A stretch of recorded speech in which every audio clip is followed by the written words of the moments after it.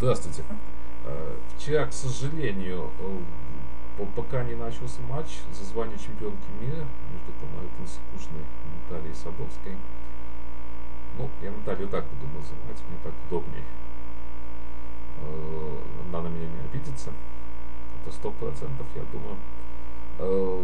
Вот неизвестна причина, нам, наверное, сообщат все-таки, потому что Иван Трофимов на своем сайте, я понял, что сообщит потом причину, он такой интригу чуть-чуть оставляет. Ну, сейчас, возможно, все, конечно, с пандемией, с ограничениями все возможно, поэтому вот этот момент неудивительный, но тем не менее мы ждем начала матча и ждем, естественно, интересной игры. Если что-то будет интересное, хотя будет и комментироваться, вот матч на едином шашечном канале будут комментировать этот матч. Но если что-то интересное, я тут тоже думаю, что буду комментировать. Ну, посмотрим по ходу. То есть я не хочу, единственное, что моменты не хочу как-то там вмешиваться. Если комментируют, то комментируют, дабы все-таки они делают большую работу, дабы, то есть не встревать, как-то не отбивать, может, часть слушателей. Но посмотрим. И сегодня вот интересный момент был сегодня ночью. Не могут. Хотя, может, это к чему-то другому, конечно. Ну, снился сон мне. Но лучше давайте к этому. Снился сон к шашкам. Давайте будем считать. Хотя сегодня снился мне знакомый человек совершенно. И у него жизненный принцип такой из произведения известного «Алиса в стране чудес», где говорится, все мы здесь чуть-чуть сумасшедшие. То есть, не мог я понять, к чему это все, хотя говорю, что, хорошо, если к этому к шашкам. Хотя человек не шашист совершенно. Но вот сегодня с утра я посмотрел партию Ивана Трофимова с Карлом Сикотским. Это президентский онлайн-кубок для Вячеслава Щеголева. Это уже вот эти стыковые игры. Ну, вот посмотрите на позицию. То есть, все-таки, наверное, сон в руку, наверное, сон снился вот именно по этой причине. То есть, встречала, конечно, такие партии. Вот вроде бы играют, да, вот люди играют, я встречал, причем, я думаю, что мы дальше, я сейчас поясню, дальше пошли, чем шахматисты, потому что у шахматистов вот такие вот позиции часто встречались. Я хочу сказать, что когда играли шахматные программы, вот сейчас вот особенно нейросеть известный матч с нейросетью, то есть там тоже вот часто ферзи, там, допустим, черный ферзь стоял на G1 на H2, ну это условно там сказал, там партия смотреть надо, если кто-то интересуется, может кто-то меня там уточнил чуть-чуть, что-то похожее было. И вот с шахматными программами такое тоже было, но вот в шашках я не часто, честно скажу, вот это встречал, тем более очень приятно, когда все-таки человек показывает, вот творит эту фантастику. И сегодня давайте просто посмотрим эту партию, потому что комментариев сильно много не будет, а может чуть-чуть покомментирую, но очень мало. Так, Иван Трофимов, Карл Сикотский. Может, кстати, неправильно тоже называю, но тоже не обидится. Ну вот такое начало, такая партия. Здесь и вот. Вроде бы все спокойно, видите, все спокойно. Но кто бы мог подумать, что потом будет вот позиция, которая на диаграмме, конечно. Так, 33, вот 20-24, вроде бы, надо было 12-18, наверное. Ну, кто знал, что будет такие осложнения. Здесь, конечно, игра бы, думаю, более такая стандартная все-таки была. Играли бы вот эту позицию, классику играли бы. Не знаю, насколько именно интересно было, но вот здесь 25-20. И на 7. Ну вот видите, началась игра, сумасшедшая просто игра. То есть здесь белая без шашки получается 47-41. Ну, хотят разменяться здесь предварительно, понятно, где-то. Вот здесь либо такие размен на 27, что потом было в партии. Возможно, конечно, здесь на 27 что-то куда-то, наверное. Ну, я, честно говоря, даже не знаю, куда здесь ходить, потому что на 7 тоже будет, получается, 7 на 1. И здесь, кстати, наверное, можно будет 47-41, потому что сейчас, покуда вот эта идея не проходит. Так, давайте я отмечу. Все-таки я ПДН делаю. Вот, отмечу вот из-за этой идеи. То есть, покуда надо жестко закрывать, и 2.7, естественно, вот он совершенно прав. Здесь в Рапиде вообще просто прав. Потому что посчитать что-то в Рапиде очень сложно. Иван ходит сюда, 9.14, 42. Если сюда, то тоже 19. То есть, покуда игра тоже такого плана будет. Ну, здесь все, я говорю, что все очень сложно. Тут анализировать. Я даже посмотрел там аналитику на лидрафте, честно говоря.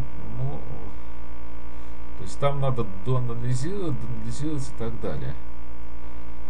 Я тут даже не хочу некоторые моменты, честно говоря, анализировать, потому что все очень сложно. Может, кому-то будет это интересно, но вот как-то позиции не часто, скажу честно, не часто встречаются. Я чисто с практической точки зрения, то есть, ну, смотреть, кое-что посмотрел, да, кое-какие идеи увидел, это, конечно, польза есть, но вот, смотреть, так внедряться в позиции, ну, я извиняюсь, покуда не хочу, потому что очень сложная позиция, редко очень встречается.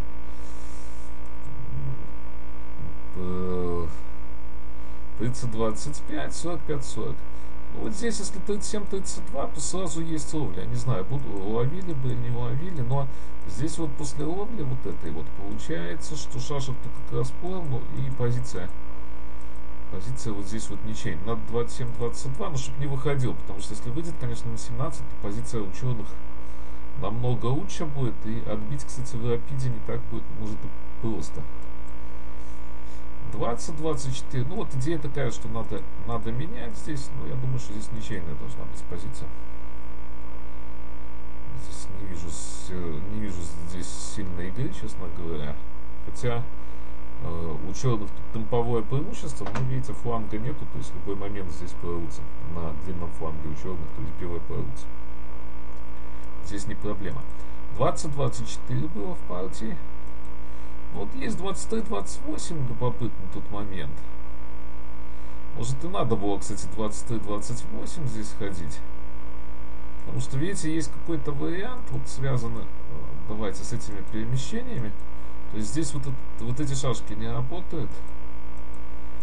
И здесь все-таки с лишней шашкой. Эндшпиль с лишней шашкой. И плюс, ну вот здесь дамка не двигается, естественно. Но я вот не знаю, может и стоило так ходить. Потому что, честно говоря, я тут вариантов сильно не вижу хороших за белых. Возможно, Карл и упустил вот этот вот вариант, именно ходом 20-24. Ну, давайте я поставлю здесь вопросительный знак. Если кто-то меня опровергнет, вот я чуть-чуть аналитику здесь. Я вот, кстати, не помню, откуда вариант, честно говоря, вот этот вариант не помню. Ну, где-то, возможно, ход тоже, возможно, ход, что с компьютера что-то подсмотрел, возможно, здесь вот пересмотрел даже с программы, возможно, с Аврора даже пересмотрел здесь. Она мне выдала этот ход. Поэтому я говорю, что не внедрялся сильно, но этот ход надо было смотреть, конечно. Если чисто психологически рассматривать, конечно, вот позиция, ну, сложно очень играть, понимаете, надо учесть, что вот эта позиция, она редко встречается, то есть она нестандартная, ну, то есть как мозг просто переворачивается. То есть непонятно, как он будет реагировать в этой ситуации. То есть я как-то хотел, сейчас просто, к сожалению, не те обстоятельства, но как-то хотел там многие вопросы, надо, допустим, даже, наверное, другой бы канал открыть было. Очень много интересных моментов. Я хотел бы чисто то есть, точнее сказать, не шашечная совсем, то есть, как работает мозг. Вот я иногда лекции, кстати, читаю в институте переподготовки, то есть, я бы там куча интересных моментов, много интересных моментов бы, конечно, рассказал, то есть, по многим даже книгам вот я анализирую, то есть, со своей точки зрения, именно вот эти вот книги на тему мышления, еще там интересные темы, то есть, конечно, хотелось бы, но вот сейчас, к сожалению, время нехорошее, поэтому вот этот вот момент я как-то стараюсь где-то какие-то моменты здесь в шашках применить, для шашек применить и пояснить. Я вам говорю, что вот этот ход, ну, не просто бы, если бы он даже увидел, он не просто, наверное, дался, потому что, ну, позиция, понятно, вот, я думаю, самое емкое, конечно, выражение. Все мы чуть-чуть здесь сумасшедшие, то есть позиция сумасшедшая. Просто. Так, ну вот, смотрите, видите, позиция чем заканчивается. То есть вообще, то есть, ну, не знаю, какая-то позиция, не знаю, картинная просто. Это какое-то чудо. Ну, я хочу сказать, что шедевр, хоть и воропит, но шедевр создали тут. Карл Сикотский, но он черными играл, и Иван Трофимов играл белыми. Как я уже говорил неоднократно, партию играют оба соперника, оба оппонента. Но вот такая вот интересная партия. Ну, я думаю, что просто супер шедевр, конечно. Иван Трофимов играл, напомню, с Карлом Сикотским. Это президентский онлайн-кубок для Вячеслава Щеголева. И вот ждем сегодня уже результатов, творческих результатов матча, в том числе и творческих результатов, я бы сказал, матча. Моя супруга Наталья Садовская на матче за звание чемпионки мира. Итак, до новых встреч.